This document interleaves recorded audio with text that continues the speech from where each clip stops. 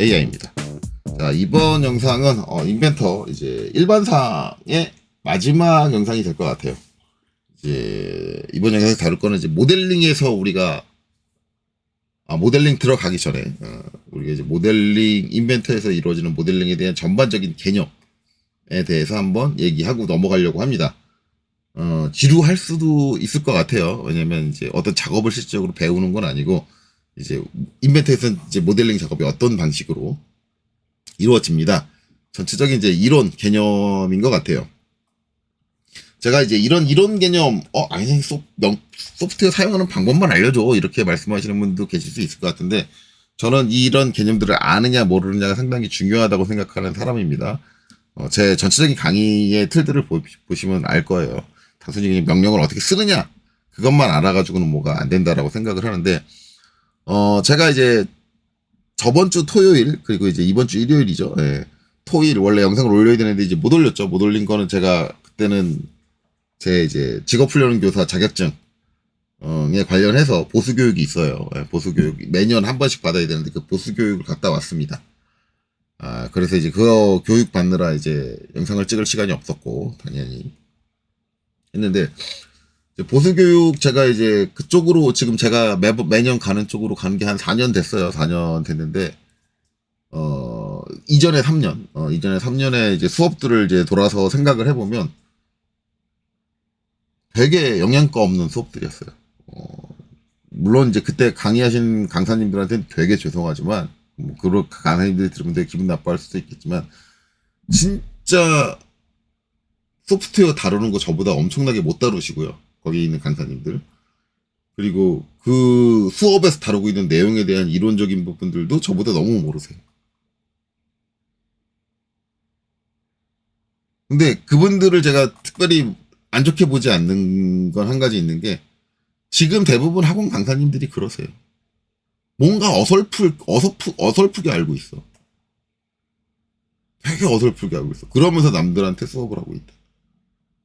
근데 제가 보수교육 올해 거 말고 그 이전 거 다니면서 계속 느꼈던 건, 아니 강사를 상대로 강의를 하시는 분인데 저러면 되나? 더 많이 공부를 하고 더 많이 노력을 해가지고 그 강의에 참여한 웬만한 강사들보다 훨씬 더 많이 알고 계셔야 되는 거 아닌가? 이런 생각을 하기는 하는데 그건 사람마다 생각이 다른 거고, 어떤 분 지금 제 영상 이 얘기 들으신 몇몇 분들은 잘난 척하고 있네 막 이렇게 생각할지도 모르겠는데, 전 세계에 있는 모든 강사님들이 그렇다는 건 아니에요. 우리나라에 있는 모든 강사님이 그렇다는 건 아니고, 저보다 잘하시는 강사님도 많을 거예요. 그리고 저보다 아는 게 많은 분들도 분명히 많을 거고. 그런데, 이제 제가 이제 거기서 만났던 교수님 거의 대부분 그랬는데, 그럼 이제 올해는 다르냐? 올해 교수님 인벤터로 수업을 하셨거든요. 제가 인벤터 과정을 신청을 해가지고. 솔직히 말하면 인벤터 소프트웨어는 제가 더 잘 달아요. 그분이 저보다 잘 몰라요. 실제로 이제 수업할 때도 제가 몇 가지 참견을 해가지고 알려드리기도 했었고. 이건 이렇게 하면 됩니다. 이건 이렇게 됩니다. 그리고 이제 그분은 인벤터 전문은 아니고 솔리드웍스 전문이라 그래요. 왜냐면 이제 그분이 대학교 교수님이세요. 교수님인데 수업은 솔리드웍스로 하시나 봐요. 그 학과에서. 예. 그러다 보니까 인벤터가 좀 모자란 걸 수도 있고, 물론 솔리드웍스도 얼마나 잘하시는지 잘 모르겠는데, 어쨌든 그렇습니다. 그래서 이제 그분이 하는데, 요번 수업이 좀 기존 수업과 차이가 있는 게, 요번 수업은 이제 인벤터를 얼마나 잘 다루느냐의 관건이 걸린 수업은 아니었어요. 이번 수업은 뭐였냐면, 우리가 이제 설계할 때 설계 이론, 계산 공식들, 전달능력, 허용능력 그런 거 해가지고 축직경을 결정을 하고, 축직경 결정 난 거 기준으로도 키, 직경과 길이를 선정을 하고, 이런 것들 다 이제 우리 설계 이론식에 있는 공식들을 사용을 해가지고 계산을 해서 설계를 해가지고 그걸 모델링을 하는 거였어요. 그러니까 주는 그 모델링이 아니라 설계죠, 설계. 그 계산식들. 그래서 공학 이론이에요, 공학 이론. 그게 위주였어요. 여지껏 한 번도 공학 이론을 다루는 과정이 없었던 것 같은데, 그래서 저는 되게 좋았어요. 오랜만에 이제 대학 때 거의 다 지금 까먹고 있었던 공학 이론들을 들었고. 근데 이제 그때 교수님이 한 말씀 하시더라고요. 이제 학과에서 이제 마찬가지로 같은 내용을 가지고 수업을 하는데, 이제 우리가 교수님이 이제 요번 수업에서 마찬가지로 공식만 알려줬어요. 공식. 이거 계산할 땐 이런 공식으로 계산하지 추계 키의 길이를 결정을 할 땐 이 공식으로 계산을 하시면 됩니다. 이렇게 쭉쭉쭉 하는데 그 얘기를 하시면서 이분이 이제 하나 더 말씀하시는 게 유도식. 유도식을 했으면 좋겠다. 근데 제가 이제 강사 보수교육 같은 경우 유도식을 전개할 시간이는 안 돼요. 왜냐면 워낙 시간이 짧으니까 이틀 만에 수업을 끝내야 되는 거니까 시간이 짧아서 그건 안 되고. 근데 그거를 저는 대학교 학생들한테는 할 줄 알았어요. 유도식을 하는 걸. 근데 대학교에서도 웬만하면 유도식은 안 한다 그러더라고요. 학생들 수업하는데. 저 대학 때를 돌이켜보면 저 대학 때 그 이론 수업들은 죄다 유도식이었어요. 유도식 수업이었어요. 그러니까 우리가 어떤 공식이, 유도식이라는 거 우리가 어떤 공식이 나오려면 기본적으로 있는 원리, 그 공식이 왜 이렇게 공식이 결정나는지 그 원리를 이제 따라가는 걸 이제 유도식이라고 하는 거죠. 실제로 이런 유도를 통해서 이 공식이 나왔다. 그러니까 원래 이제 원론이 되는 이론인데 원래 그게 중요한 거예요. 그걸 이해했느냐 못했느냐가 되게 중요한 거거든요. 근데 그걸 안 한다면 왜 학생들한테 저걸 안 하지? 우리한테는 시간이 없으니까 그렇다 치지만 왜 학생들한테 그게 안 하나? 라고 했더니 선생님이 그 교수님이 말씀을 하시더라고요. 유도식을 하면 좋은데 원래 유도식이 중요한 거고 그걸 해버리면 학생들이 수업을 듣다 어려우니까 상담을 신청한대요. 근데 그 교수님이 말씀하신 상담이 들어오면 이제 얘는 이 학교 그만둘 생각하고 있다라는 거예요. 근데 요새 대학들도 사정이 안 좋잖아요. 그러니까 학과생이 줄면 안 되니까. 그래서 자기가 실수로 유도식을 한번 하면은 상담하러 온 학생들이 그렇게 많대요. 그래서 그 다음엔 또 유도식을 빼고 수업하고. 그러니까 원리를 설명을 안 하고 간다는 얘기. 저도 이제 그 얘기 듣고 교수님 아무리 그래도 그건 아니지 않습니까? 라고 교수님한테 말씀을 드렸는데 뭐 어쩔 수가 없으신가 봐요. 어쩔 수 없다라고 생각을 하시는 것 같고 이제 학생들을 유지하려면 그 교수님이 이제 예를 들었던 게 한 가지 문제가 되는 게 그걸 이해 안 시키다 보니까 문제가 되는 건데 어떤 문제가 발생을 하냐면 우리가 이제 RPM이죠. RPM. 이건 이제 속도. 회전 속도죠. 회전 속도. 우리가 이제 모터 같은 거 하면 RPM. 이제 모터 관련된 이제 그게 있었고 어떤 공식이 있었는데 공식을 이제 디테일하게 적지는 않을게요. 근데 이제 이 RPM 회전수 모터의 회전수로 뭘 나눠야 됐어요. 위에 있는 거를 나눠줘야지 어떤 값이 나온다. 그거였는데 우리가 일반적으로 이제 회전수는 RPM 이게 분이잖아요. 분으로 제시가 돼요. 모터에 RPM으로 제시가 되는데 우리가 이제 공학 계산을 할 때는 SI 단위계라고 해서 특정 단위계를 하나 주로 사용을 하는데 이 단위계에서 시간을 뭘로 기본 단위로 하고 있냐면 세컨드예요. 초예요. 정확히 말하면 이제 SEC죠. 세컨드. 초로 이제 규정을 하고 있어요. 그러면 얘는 뭐가 안 맞아요? 단위가 안 맞잖아요. 분이니까. 그럼 회전수를 어떻게 해줘야 되냐면 곱하기 60.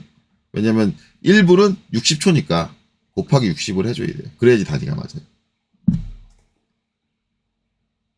이렇게 되는 건데 문제는 학생들이 이렇게 된다는 이론적인 내용이 들어가면은 헷갈리고 어려우니까 이건 물론 이제 수업 때 이거 계산을 제대로 하려면 이거를 설명을 해야 되니까 이거는 학생들한테 설명을 한대요. 근데 학생들이 이걸 어떻게 받아들여버리냐면 어떤 한 학생은 공식 그대로 외워요. 그냥 회전수 n으로 얘를 나눠. 이렇게 받아들이고 어떤 애는 60을 곱하는 행위를 교수님이 자꾸 보여드리니까 공식을 어떻게 외워버리냐면 n 곱하기 60 하고 그 다음에 나눠. 얘를 이걸로 나눠. 이렇게 둘 중 하나로 외워버린다는 거예요, 학생들이. 그 중간에 원리를 생각 안 하고. 왜 60을 곱했는가의 원리를 생각 안 하고. 그럼 어떻게 되느냐? 이제 RPM으로 주면 이렇게 외우는 애는 틀리겠죠? 이렇게 외우는 애는 틀려요. 얘는 맞을 거 아니에요. 얘는 맞으니까 문제 안 되겠네. 이렇게 외워버리면 되겠네? 라고 생각할지 모르겠는데 요새는 모터 카탈로그가 많이 바뀌어가지고 RPM이 아니라 SI 단위계에 맞춰가지고 RPS로 나오는 모터 카탈로그가 있대요. 이건 RPS는 뭐예요? 세컨드잖아요. 초잖아요. 그러면 얘는 맞아버리고 반대로 얘는 틀려버려요. 그래 놓고 공식대로 했는데 안 돼요. 이렇게 얘기를 한다는 거죠. 그러니까 가장 안 좋은 게 뭐냐면 공식을 외우시는 거예요. 공학에서. 그 원리를 모르고 공식을 외워버리는 게 가장 안 좋아요. 공학에서. 무조건 공학을 할 때는 원리를 알아야 돼요. 마찬가지로 우리 모델링도 모델링 공학이 아니잖아요. 비슷해요. 원리에 관련된 이론이 되게 중요합니다. 이걸 알고 내가 그 뒤로 넘어가느냐, 모르고 그 뒤로 넘어가느냐는 되게 다른 얘기예요. 그래서 저는 그걸 다 설명을 한다. 그런데 사람들이 다 그걸 싫어한다. 라는 거죠. 이 얘기를 하려고 저 사설을 떨었어요. 자, 어쨌든 그렇습니다. 자, 어쨌든 제가 지금 하려고 하는 건 이제 우리가 모델링에 사용되는 전반적인 이제 방식들에 대한 것들을 한번 쫙 훑을 거예요. 왜 이걸 훑느냐? 이걸 제가 한번 훑어야 앞으로 제가 어떤 순서로 모델링 과정을 진행할 겁니다에 대한 이해가 돼요. 자, 그래서 일단 모델링으로 들어가겠습니다. 모델링으로 들어가려면 자, 여기서 컨트롤 N 눌러가지고 이렇게 새 파일 작성 띄워주셔야겠죠. 네. 요거 이제 진입하는 단계도 아직 여러분들이 익숙치 않으니까 같이 하는 거예요. 같이 하려고 일부러 안 띄워놓고 이 상태로 갔어요. 자, 일단은 모델링은 거의 대부분 요 부품 작업 공간에서 이루어집니다. 그래서 작업 공간 부품 쪽으로 갈 거고 시트 메탈 판금은 저희가 안 다룬다 그랬고 물론 나중엔 다룰 거예요. 일단 스탠다드 일반적인 모델링 여기로 들어갈게요. 그래서 얘를 선택을 하고 단위가 밀리미터인지 확인을 하고 작성 버튼을 눌러서 이렇게 진입을 할게요. 자, 그래서 자, 모델링 작업 공간에 들어왔습니다. 자, 이 상태에서 이제 기본적인 이제 모델링 방식을 보여드릴게요.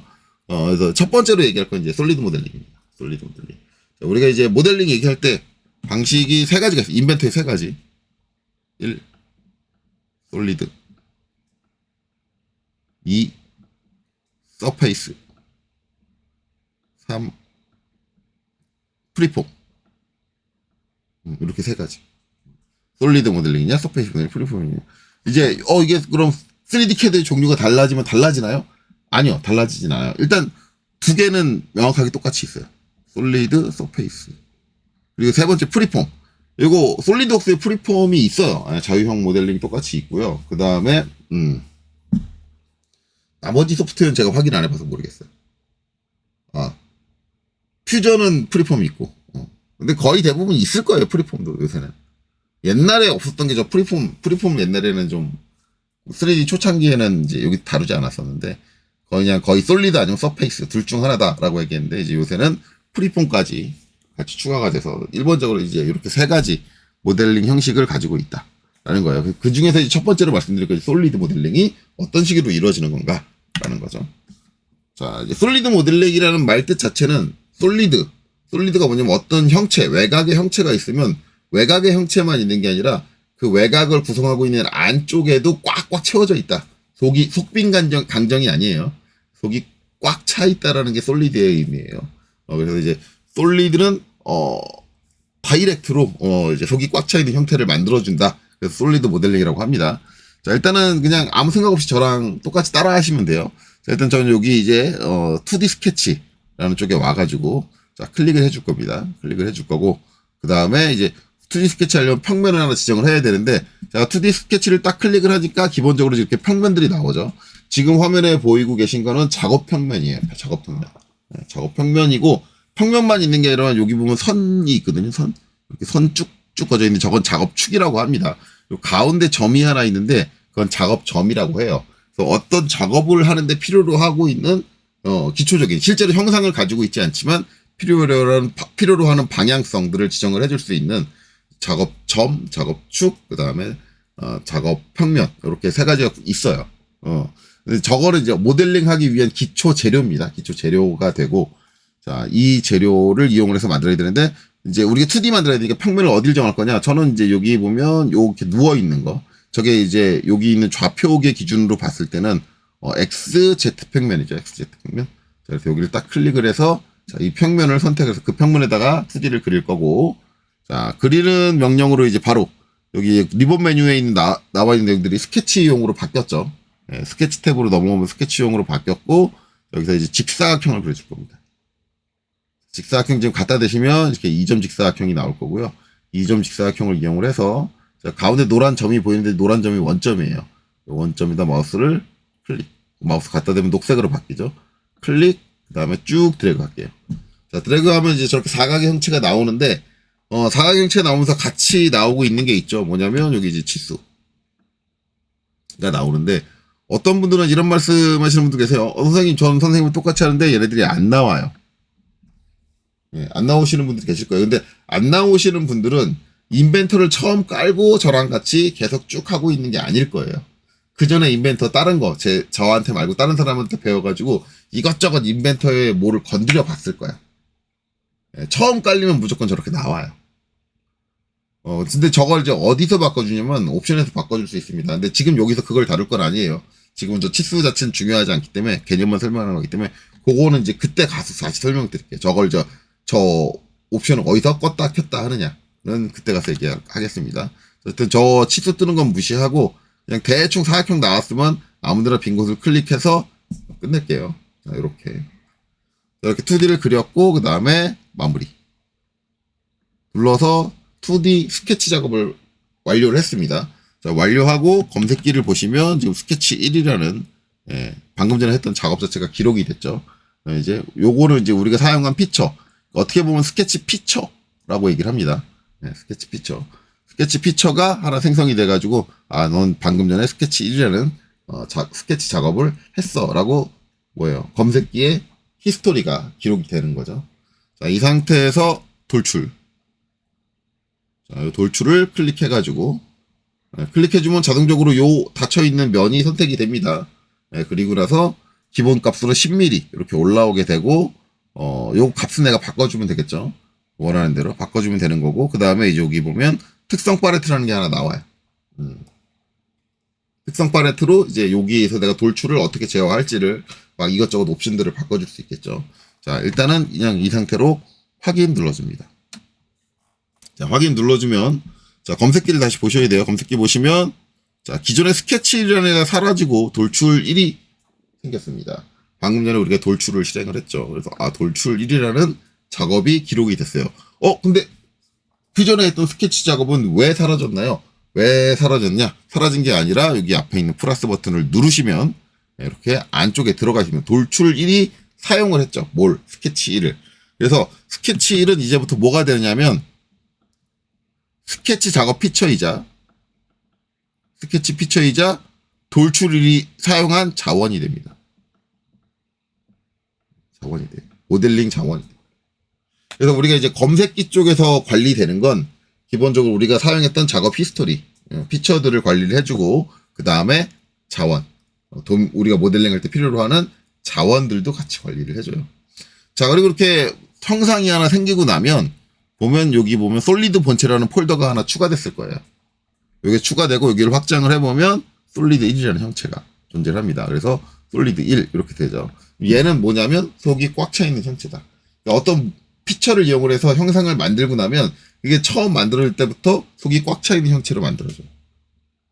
그래서 솔리드를 활용해서 솔리드를 만드는 이 말이 이상한데? 그냥 솔리드로 끝난 거지 뭘 솔리드를 이용해서 솔리드를 만들어요. 이렇게 생각하시는 분들이 계실 수 있는데 자, 어쨌든 중요한 건 이제 요 다음 과정을 설명을 드리면은 제가 왜 이런 얘기를 하는지 이해할 거예요. 어쨌든 솔리드 모델링은 솔리드를 이용해서 솔리드를 만드는 과정이다. 그래서 그런 식으로 작업이 진행이 되기 때문에 우리가 솔리드 모델링이라고 부른다라는 거예요. 자, 그럼 이제 솔리드 모델링은 설명됐으니까 그 다음에는 서페이스 모델링을 설명하겠습니다. 자, 마찬가지로 이제 여기 2D 스케치 시작 이쪽으로 마우스를 갖다 대시고요. 여기서 클릭해 줄게요. 클릭했는데 아까랑 다른 게 하나 있습니다. 아까 우리가 이제 2D 스케치 요 버튼을 클릭을 하면은 뭐가 나왔냐면 우리가 어떤 평면에다가 스케치를 할지 작업 평면이 필요했잖아요. 그래서 작업 평면이라는 게 나왔는데 없어요. 안 나와요. 왜 안 나오지? 작업 평면이 없느냐? 아닙니다. 우리 아까 처음에 스케치 눌렀을 때 사용했던 작업 평면은 기본 작업 평면이라고 해가지고 인벤터가 처음 시작할 때부터 제공을 하고 있는 거예요. 얘는 없어지지 않아요.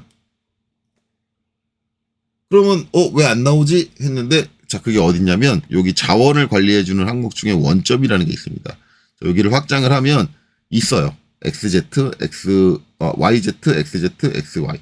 그리고 축도 있어요. X축, Y축, Z축. 중심점도 있습니다.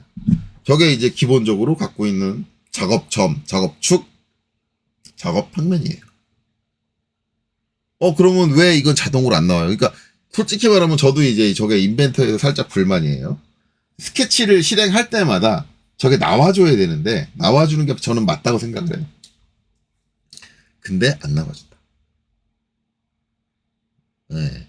그래서 이상한데? 이런 생각이 좀 듭니다. 이제 저게 나오는 게 맞다라는 게 이제 인벤터 말고 이후에 나왔던 퓨전 있잖아요. 퓨전 같은 경우는 스케치를 누를 때마다 작업 평면들이 활성화가 돼요. 작업 평면 활성화가 돼요. 그게 맞지 않은가? 이제 실제적으로 이제 제가 학생들이 작업한 이제 모델링 작업물들을 보면 가장 많이 하는 잘못이 뭐냐면 똑같은 평면을 여러 개 만들어요. 왜냐면 이게 한번 쓰고 꺼버리거든요. 안 보이게 되거든요. 안 보이게 되는데 안 보이다 보니까 없다고 생각하고 여기 작업해야 될 면이 추가로 더 필요하네 하고 또 만들고 또 얘 꺼버리고 또 면 없네 또 같은 면을 또 만들고 이런 경우가 되게 많아요. 그래서 저 히스토리가 되게 지저분해지고 복잡해지고 안 좋아진다 라는 거예요. 그래서 이런 것들 주의를 해야 돼요. 요거는 지금 보이게 켜지지 않았을 뿐이지 존재를 하는 겁니다. 그러니까 굳이 또 만들 필요 없어요. 이럴 때는 그냥 여기를 원점을 확장을 해서 여기서 선택해서 작업을 해주시면 되는데, 자, 어쨌든 이제 여기서 우리는 이제 어디로 갈 거냐? 아까는 똑같이 XZ 평면을 선택할 겁니다. 그래서 XZ 평면. 여기서 마우스 갖다 대시면 돼요. 그러면 이렇게 녹색으로 하이라이트 되잖아요. 이 상태로 클릭하면 네, 저 평면에 다시 스케치를 하러 들어갑니다. 요거 중요하니까 요 원점 평면 최초 실행한 스케치에만 나오고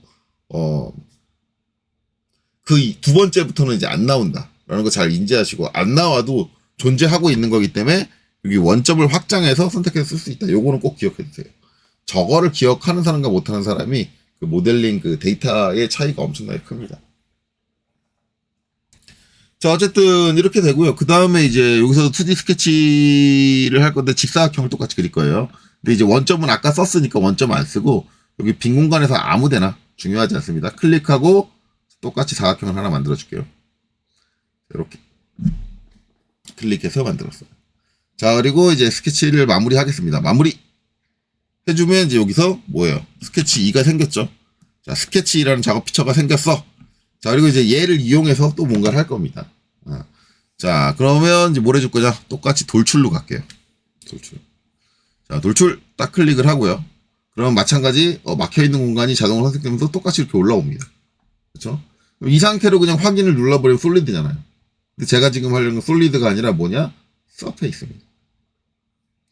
자, 그럼 우리 이제 서페이스 만들려면 어떻게 해야 되느냐? 저 특성 팔레트에서 보면은 첫 번째 줄에 돌출 그리고 스케치 2 있고, 저 뒤쪽으로 쭉 오면 이렇게 있습니다.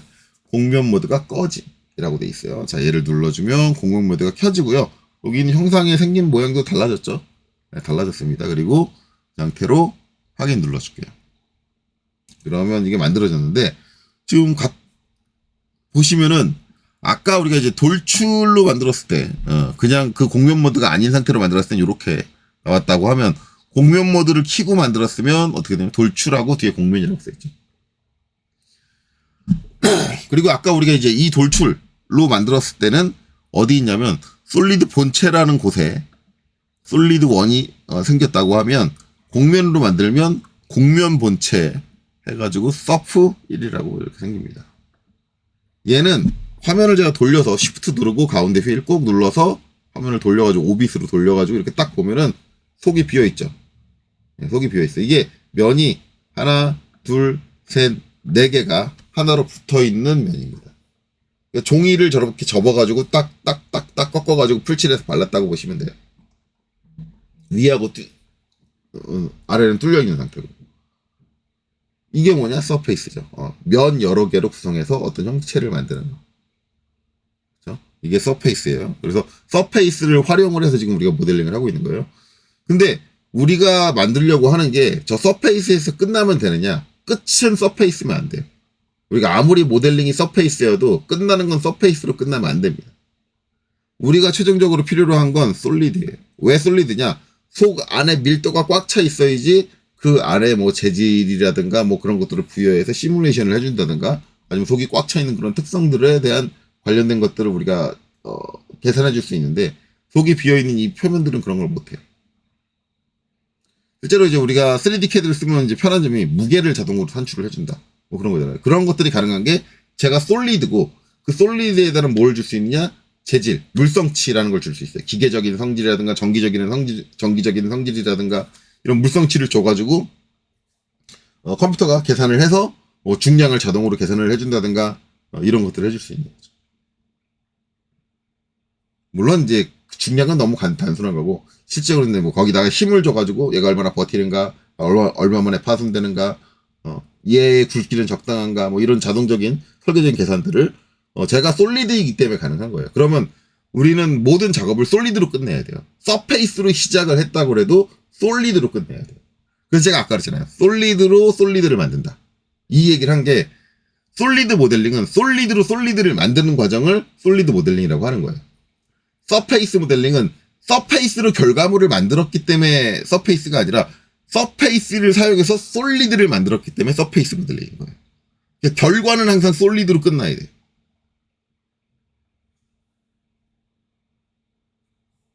그거를 이제 우리가 어떤 방식의 모델링이다라고 하는 거죠. 중간 과정 자체에 우리가 뭘 이용해서 솔리드를 만들었는가. 그렇죠? 그럼 이제 이 서페이스를 솔리드로 만들려면 어떻게 되냐? 얘는 지금 솔리드로 못 만들어요. 왜냐면 위하고 아래가 비어 있어요. 터졌어요. 그렇기 때문에 거기다 이제 만들어줘야죠. 그래서 뭘 해줄 거냐? 여기서 패치. 자, 여기 보면 공면이라는 항목이 있고, 공면이란 패널이죠. 패널이 있고, 여기 보면 패치가 있습니다. 패치. 경계 패치. 해가지고, 요 위에 요 면을 딱 찍어주면, 이렇게 녹색으로 이렇게 쭉 있어요. 쭉 있어서 이제 여기에 면을 하나 만들어줄 거예요. 그래서 여기다가 적용. 이렇게 눌러주고, 자, 윗면만 만든 거거든요. 요렇게 돌려가지고, 아랫면이 보이게 돌려가지고, 아랫면을 딱 선택을 한 다음에, 아랫면도 막아줘야죠. 저 사방을 다 막아야, 전체를 다 막아야 그 안에 뭘 채울 수 있잖아. 꽉 안에다가 뭘 가득 채워가지고 독이 꽉 찬 솔리드를 만들 수 있는 거예요. 어딘가 터져 있으면 그게 불가능하죠. 네. 그렇기 때문에 막아서 확인 해준 거예요. 그러면 여기 보면 처음에 4개의 면으로 구성되어 있는 서페이스 하나랑 윗면 서페이스 하나, 아랫면 서페이스 하나. 이렇게 됩니다. 자, 요건데 아직 얘가 솔리드는 아니에요. 서페이스로, 그러니까 저거는 이제 우리가 종이로 잘 접어가지고 직육면체를 하나 만들었다. 근데 그 종이로 만든 걔는 손으로 면을 꾹꾹 누르면 어떻게 해요? 속으로 쑥쑥 들어가죠. 예. 그리고 손으로 꾸깃꾸깃하면 구겨져요. 왜? 속이 꽉 차 있지 않기 때문에. 예. 그래서 아직까지 불안정한 상태예요. 그러면 우린 얘를 뭘 해야 되느냐? 저거를 저렇게 막아놨는데 저 안에다가 뭔가를 꽉꽉꽉꽉 넣어가지고 채워가지고 예. 솔리드 형태를 만들어줘야 돼요. 그 종이 위아래 지금 뚜껑 덮어놨잖아요. 뚜껑 덮어놓은 것도 밀봉을 하고 완전히 속이 꽉 차 있는 형체를 만들어줘야 된다. 그 과정은 여기 보면 이제 스티치라는 게 있는데 스티치라는 거 우리가 바늘로 우리가 가죽 같은 거를 이제 꼬매가지고 아니면 천이 이제 여러 조각으로 나눠져 있는 거 바늘로 잘 꼬매가지고 이어붙이는 거 이걸 우리가 스티치라고 얘기를 해요. 그렇죠? 그래서 요 스티치로 해가지고 요 끝을 이어붙이는데 속을 채워서 속 저 안쪽을 꽉꽉 채워가지고 이어붙인다라고 생각하시면 돼요. 그래서 이제 스티치를 하고 요 면 3개를 전부 다 선택을 하고 여기서 적용 눌러주면 그리고 얘는 닫을게요. 옆에 있는 거랑 색깔이 똑같아졌죠. 그리고 보면은 여기에 솔리드 1에서 밑에 솔리드 2가 생겼어요. 그렇죠. 드디어 이제 속이 꽉 차 있는 형체가 나오는 거죠. 그래서 저렇게 서페이스 우리가 이제 기존에 만들었던 서페이스들 면들을 활용을 해서 다 이어 붙여가지고 속이 꽉 찬 솔리드를 만드는 이 과정 자체를 우리는 서페이스 모델링이라고 합니다. 자, 그래서 2가지 설명드렸고 이제 그 다음 프리폼. 솔직히 이 영상이 지금 처음 찍는 게 아니에요. 프리폼 하다가 다운돼가지고 요번엔 좀 다운 안 됐으면 좋겠는데 이 영상 찍는 게 불가능한가 걱정이 되네요. 어쨌든 계속해서 한번 해볼게요. 자, 폼은 어떻게 들어가느냐. 여기 보면 자유 양식 작성이 있어요. 이게 제가 아까부터 계속 얘기하는 게 뭐예요? 프리폼이잖아요. 프리, 자유. 폼. 이 폼이라는 게 여러분들 이제 뭐 엑셀 폼, 무슨 문서의 양식 이런 거 얘기할 때 무슨 폼, 뭐 엑셀 폼, 워드 폼 뭐 이렇게 얘기를 하잖아요. 그래서 양식인 거예요. 번역이 좀 너무 이상해. 여기서 얘기하는 거 이제 솔직히 말하면 우리말로 좀 자연스럽게 번역을 하자면 자유형이에요. 형태가 자유롭다. 자유형 작성이라고 보는 게 더 맞아요. 자, 어쨌든 이제 그걸 해주려면 이제 기준 형태라는 걸 하나 만들어줘야 되는데, 여기 상자 밑에 화살표 눌러보시면 여러 가지가 있는데, 전 그냥 상자를 선택을 할게요. 상자를 선택을 해서 해주는데, 아까랑 다르게 스케치할 때는 요 숨겨져 있던 요 면들이 안 보였는데, 갑자기 보이네요. 요건 저도 깜짝 놀랐어요. 왜 그러지? 어쨌든 스케치가 아니니까 그런가 봐요. 여기서도 이제 어떤 면을 하나 선택을 하고, 그 다음에 그 면 위에다가 점을 하나 이제 찍어주면, 한 요 정도에 찍을까요? 이렇게 형체가 들어와요. 처음부터 이제 상자를 선택했으니까 상자의 형태가 들어와요. 상자 형태가 조금 이상하다라고 하죠. 우리가 알고 있는 상자들은 이렇게 각이 져 있는데 면에 각이 없습니다. 프리폼의 특징이 뭐냐면 어떤 면 사이에 각이 없어요. 일단 기본적으로. 물론 각을 줄 수 없는 건 아닙니다. 이제 저 좀 디테일하게 들어가면 나중에 이제 프리폼 들어가게 되면 그때 설명을 하겠지만 내가 각을 주고 싶은 면에 각을 줄 수가 있어요. 기본적인 형태는 각이 없다. 저 각이 없는 형태의 특징을 가지고 이제 우리가 정의를 해주는 거예요. 크기가 너무 크니까 사이즈 좀 줄일게요. 자, 10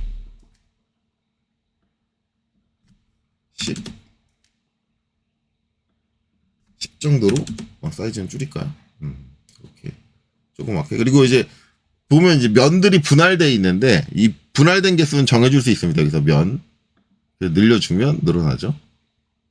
면의 개수가 늘어나요. 이렇게 늘려서 줄 수도 있어요. 늘리면 늘릴수록 이제 끝이 이제 점점 각이 더 많이 져지죠. 이제 저거는 이제 인접면과의 관계성들을 따져요. 이제 여기 이 선과 이 선, 그리고 이 선. 그래서 여기서 한번 꺾였잖아요, 선이. 선의 방향이 꺾이는데, 꺾이니까 이제 꺾인 쪽에서 이제 서로의 관계성이 있어서 둥글게 처리가 되고, 이면과 이면은 꺾이지 않고 일자잖아요. 그러면 이제 그 둘 사이에서는 이제 저런 곡선이 생길 만한 관계성 자체가 존재를 안 하는 거죠. 요런 방식의 형태를 보면 여러분들 이제 만약에 3D CAD 쪽이 아니라 3D 디자인, 3D 맥스라든가 아니면 마야라든가 이런 것들 아니면 블렌더, 요새는 블렌더 많이 쓰죠. 블렌더 같은 거 다뤄보신 분들이 생각하면은 저게 어떤 개념인지 대충 이제 내가 알고 있는 무슨 개념하고 비슷한데 이렇게 생각하실 거예요. 자, 어쨌든 이렇게 하고 확인 눌러줄게. 그럼 이렇게 기본 형태가 만들어졌고 이제 이걸로 끝나는 게 아니라 이제 얘를 가지고 편집을 해주는 거예요. 왜 프리폼이냐? 이 상태에서 우리가 이제 어떤 치수나 그런 거에 얽매이는 게 아니라 자유롭게 편집을 해주는 거예요. 그래서 지금 보면 양식 작편집 이렇게 있는데 얘를 눌러가지고 여기서 이 면을 잡아가지고 여기서 요 화살표, 요 기즈모라고 하는데 기즈모에 있는 방향을 가지고 쭉 끌어올리면 올라와요. 올라오는데 그냥 올라오는 게 아니라 주변에 관계성이 있으니까 좀 부드럽게 올라오죠. 이렇게 면들을 선택해 가면서 조금씩 수정을 해가지고 내가 원하는 형태를 다듬어서 만드는 이 과정을 우리가 뭐라고 하느냐? 프리폼이라고 해요. 자, 그래서 여기서 확인 눌러주고 자, 이 상태에서 자유형 마침이라는 걸 딱 클릭을 해주면 이게 솔리드로 바뀌어요. 물론 자유형을 만들어가지고 솔리드를 만들 수도 있고 자유형을 이용해서 서페이스를 만들 수도 있습니다. 자유형 끝났다고 해서 무조건 솔리드로 가는 거나 서페이스로 가는 건 아니에요. 이거는 이제 어딘가 이제 터져 있는 공간을 만들어 놨다. 그러니까 완전하게 막혀 있지 않다. 사방골방이. 그렇지 않다. 그러면 자유형 끝나고 나면 서페이스로 바뀌고요. 만약에 이제 사방골방이 다 막혔다. 그러면 바로 솔리드로 이렇게 지금처럼 전환이 되는 거죠. 그래서 지금은 솔리드로 바로 뺐습니다. 이런 식으로 이제 모델링 해주는 게 프리폼이다. 그래서 어떤 변화를 통해 가지고. 근데 프리폼의 단점은 있습니다. 뭐냐면 우리가 이제 솔리드 모델링과 서페이스 모델링을 하게 되면 뭐가 남냐면 히스토리가 남아요. 돌출이라는 걸 했고 그다음에 얘에 대한 치수를 수정하기 위해서 스케치를 더블 클릭해서 스케치를 들어가 가지고 얘의 형태를 수정을 해준다. 그렇죠? 그리고 마무리를 해주면 형태가 바뀌어 있다. 이런 게 가능한데 이제 저런 이제 구조적인 특징을 우리가 일반적으로 뭐라고 그러냐? 파라메트릭 구조의 특징이라고 해요. 저런 게 가능한데 얘는 수정이 불가능해요. 처음에 사각의 사이즈를 제가 정해줬잖아요. 그럼 이 양식이라는 걸 더블 클릭을 하면 사이즈를 정할 수 있는 과정으로 돌아갈 수 있느냐? 못 돌아가요. 그리고 중간에 제가 이제 면 2개, 이면과 이면을 잡아 당겼잖아요. 그럼 잡아 당기기 전으로 돌아갈 수 있느냐?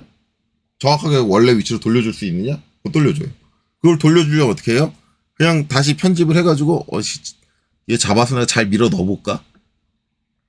내가 손으로 이렇게 수작업으로 밀어 넣어야 돼요. 처음에 나온 건 제가 10에 10에 10 줬잖아요.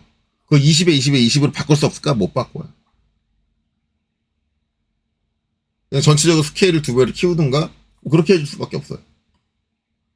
자유형은 수정이 안 돼. 편집이 안 돼.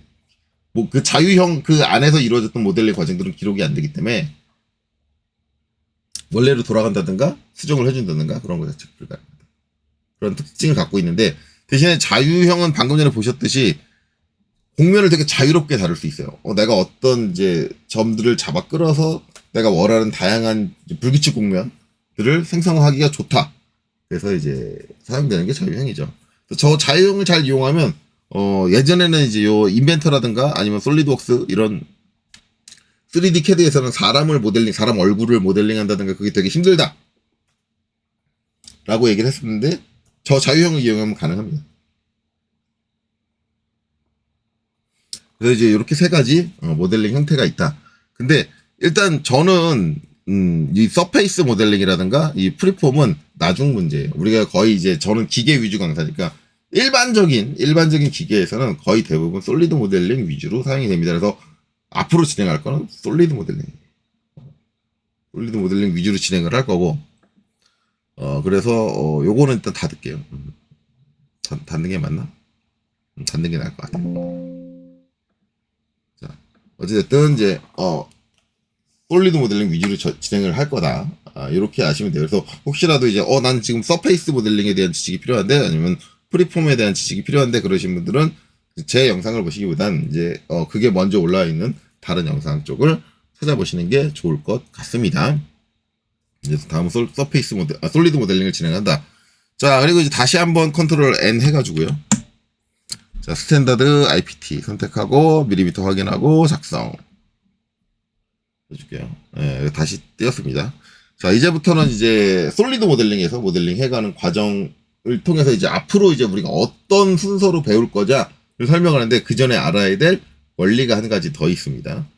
자, 방금 전에 제가 사극형을 모델링 하는데 보여줬던 그 과정 자체가 어떻게 됐냐면, 자, 여기 와서 2D 스케치 시작이라는 걸 눌러요. 그렇죠? 얘를 클릭을 하고, 그 다음에, 어느 면에다가 내가 2D를 그리지? 왜냐면 3D 공간상에 우리가 2D를 그릴 수는 없으니까, 면을 하나 지정을 합니다. 그래서 제가 이제 XZ 평면을 선택을 했죠. 그리고 나서 여기서 직사각형이라는 요소를 선택을 하고, 점을 찍어서 직사각형을 만든 다음에 마무리를 해서 빠져나옵니다. 그렇죠? 자, 여기까지 딱 하면서 이제 뭔가 이상하게 느끼는 게 없나요? 어허라? 이거 봐라. 분명히 3D를 한다 그랬는데 갑자기 2D? 대부분 이제 우리가 3D를 한다 그러면 딱 생각하는 게 그거예요. 3D를 하니까 이제 난 2D 끝이야. 2D 졸업이야. 근데 이게 웬걸? 갑자기 3D를 하는데 2D부터 그리네, 이 사람이? 아니, 3D 한다면 바로 3D를 그려야지. 예, 대부분 이제 이런 생각들을 하는 거죠. 자, 이제, 우리가 이제 말하는 2D, 3D. 정확히 말하면 이거죠. 1D부터 시작을 하죠. 1D, 2D, 그 다음에 3D. 정확히 말하면 이제 이거죠. 이건데, 이제 이거를 이제 우리말로 하면 1차원, 2차원, 3차원. 그렇게 되는 거죠. 그래서 3차원 모델링. 예, 그렇게 되는 거잖아요. 예, 이렇게 되는데, 3차원을 한다 그러는데, 2차원을 하고 있네? 무슨 얘기냐? 차원을 우리가 건너뛸 수가 없어요. 3차원이 만들어지려면 2차원이 필요한 거예요. 이걸 여러분들이 꼭 기억해야 돼요. 그렇기 때문에 우리가 2D부터 가는 거예요. 그래서 요 영상이 끝나고 다음 수업은 2D 수업입니다. 우리가 3D 소프트웨어인 인벤터를 하고 있지만 일단 인벤터를 쓰려면 2D부터 잘해야 돼. 아니 난 2D를 잘못해서 어떤 분들 이런 분들이 난 2D의 적성이 안 맞아가지고 3D로 넘어왔습니다. 이런 말씀하시는 분들 계세요. 예, 2D의 적성이 안 맞아가지고 3D로 넘어오셨으면 잘못 오셨어요. 차원은 못 건너뜁니다. 그럼 제가 이런 얘기를 하면은 이렇게 말씀하시는 분들, 선생님, 1차원 건너뛰셨는데요. 2D부터 시작하셨잖아요. 아닙니다. 1차원도 못 건너뛰었어요. 왜 못 건너뛰었냐? 우리가 이제 2D 스케치하러 들어와서 뭐 했어요? 사각형 그렸어요. 이게 1차원입니다. 이게 어떻게 1차원이에요? 예, 1차원이 아니죠. 1차원이라는 건 이제 우리가 말하는 차원이라는 건 방향성이에요. 방향성.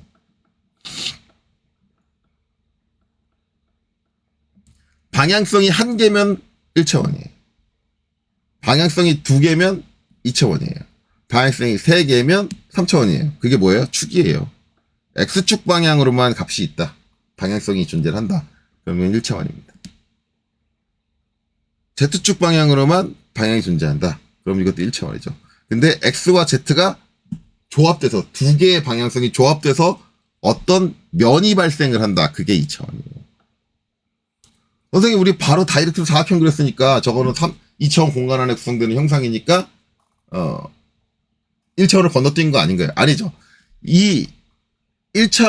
지금 2차원의 이 사각형은 뭐의 조합이냐? 1차원인 선과 선. 1차원 요소 4개의 조합이다. 그래서 우리가 차원을 건너뛴 게 아니라 1차원은 어떻게 되는 거냐면 요소로 남아요. 즉 안에 그려지는 저 선이라는 요소 자체가 1차원입니다. 단 한 개 방향성만 가진 선. 그게 1차원. 그러니까 우리가 어떻게 생각하면 되느냐. 1차원의 객체를 사용을 해서 2차원에다가 2차원 그림을 그리고 그거를 또 다른 방향으로 적층을 해서 3차원의 형상을 만든다. 그렇기 때문에 2차원의 개념은 절대 그 어떤 것도 건너뛸 수가 없어요.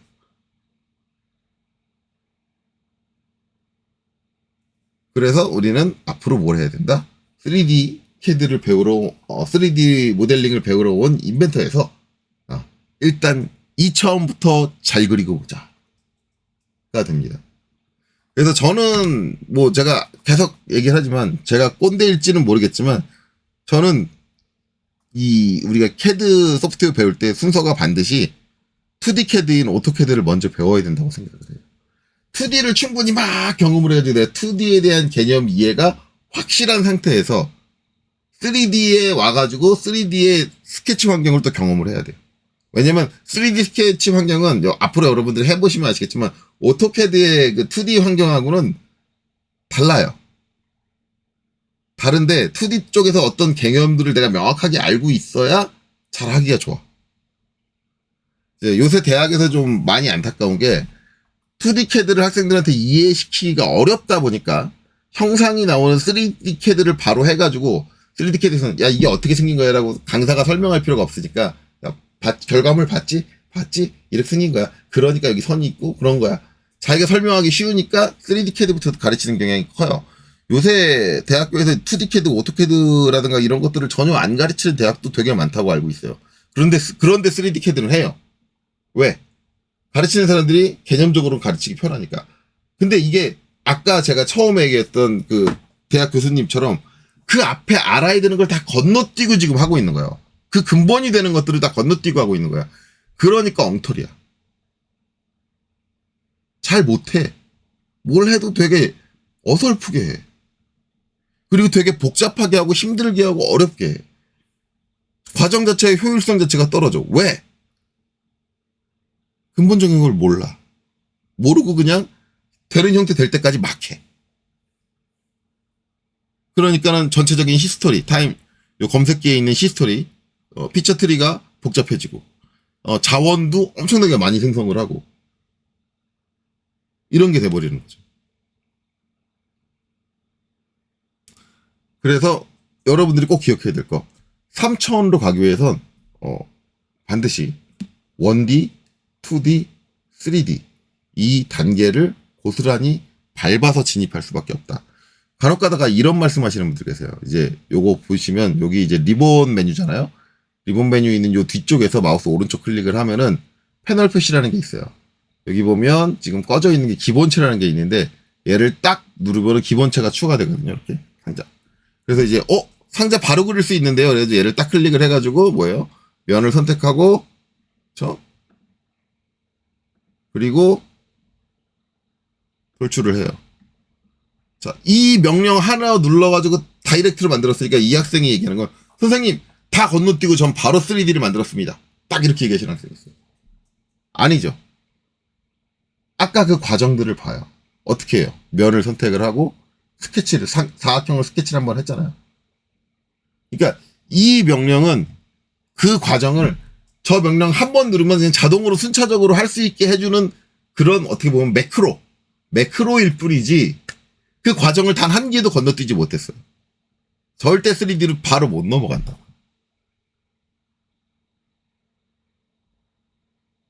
그렇게 되는 거예요. 그래서 우리는 다음 시간부터 인벤터에서 뭘 열심히 해야 되느냐? 오토캐드에 대해서 2D를 그렸듯이 우리는 2D 연습을 주관하고 해야 된다. 그러면서 이제 추가되는 개념들이 있어요. 그 추가되는 개념들까지 다 이해를 해야 돼. 오토캐드에는 안 나왔던, 물론 오토캐드에 요새 기능적으로 있는 개념들이긴 한데, 어쨌든 우리가 안 썼던 그런 추가적인 개념까지 다 익혀가지고 우리가 이제 2D를 얼마나 잘 그리느냐. 그거 먼저 해야 돼요. 그래서 3D 캐드에서 2D를 잘 그리는 것도 상당히 중요한 얘기다. 라는 거죠. 그래서 제가 이제 그래서 다음부터는 우리가 다룰 게 이제 스케치 작업 공간입니다. 스케치 작업 공간은 별도로 없는데요. 그러니까 우리 컨트롤 N 하면 여기 스케치 작업 공간이 따로 있는 게 아니잖아요. 요거는 제가 앞에서 작업 공간 설명할 때 몇 번 했을 거예요. 얘기 나왔을 거예요. 우리 작업 공간이라는 게 우리 컨트롤 N 해가지고 명확하게 이제 파일 포맷이죠. 얘는 이제 IPT, 얘는 IAM, IDW, 얘는 IPN이잖아요. 확장자가 아예 구분되는 파일 포맷으로 나눠지는 작업 공간이 있고, 또 하나는 그런 공간의 구분 없이 다른 작업 공간 안에서 발동하는 작업 공간이 있어요. 그런 것들이 몇 가지 있는데 그런 것 중에 하나가 스케치예요. 이 스케치는 우리가 이제 모델링을 예를 들어서 이제 얘기를 했는데 모델링 작업 공간에만 우리가 스케치가 있느냐? 그건 아니에요. 컨트롤 N 해가지고 자, 이번에는 이제 스탠다드 IAM 조립 작업 공간이잖아요. 조립 작업 공간을 선택을 하고 작성을 눌러요. 그러면 조립 작업 공간이 뜬단 말이에요. 그렇죠? 근데 여기에 보면은 스케치가 있어요. 스케치 시작이 있고요. 지금 내가 조립 작업 공간에 들어왔는데 여기서 원점 해가지고 평면을 선택해서 스케치로 진입해서 조립 작업 공간에서도 스케치를 이렇게 그려줄 수가 있어요. 지금 얘는 조립품이잖아요. 조립 작업 공간. 자, 그럼 조립 공간에 작업 공간에만 있느냐? 도면 작업 공간이에요. 도면 작업 공간에 들어왔는데, 자, 여기서도